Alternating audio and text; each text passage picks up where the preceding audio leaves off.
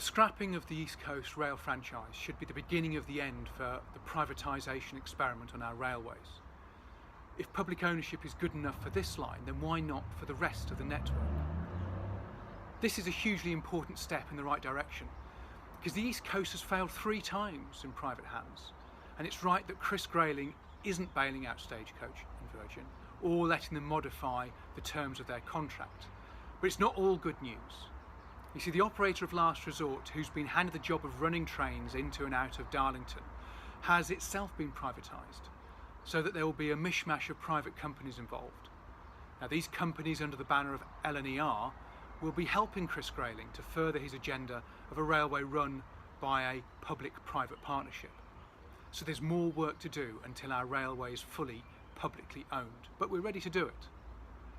The Green Party believes that the rail system, including track and operators, needs to be publicly owned, and we seek to bring the services back into public ownership.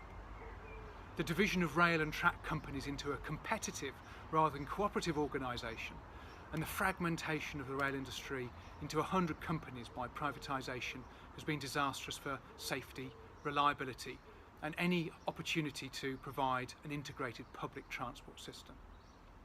The Green Party would overcome this through public ownership and also by making the rail service more democratically accountable at a local and regional level. All rail franchises that exist from rail privatisation should be cancelled. The Green Party will give a high priority to introducing new rail services and increasing the capacity of existing services. Remember, it's been 23 years since the railways were put into the hands of private companies, and they still can't get it right. The East Coast isn't the only franchise that is threatening to come off the rails, and that is why we're calling on Chris Grayling to accept reality and make plans to start bringing all rail franchises back into public hands. There is only one answer here that will deliver a railway system for Darlington people, and that is public ownership. We need a rail system that is able to provide the services we need, like trains that run on time and tickets that are reasonably priced.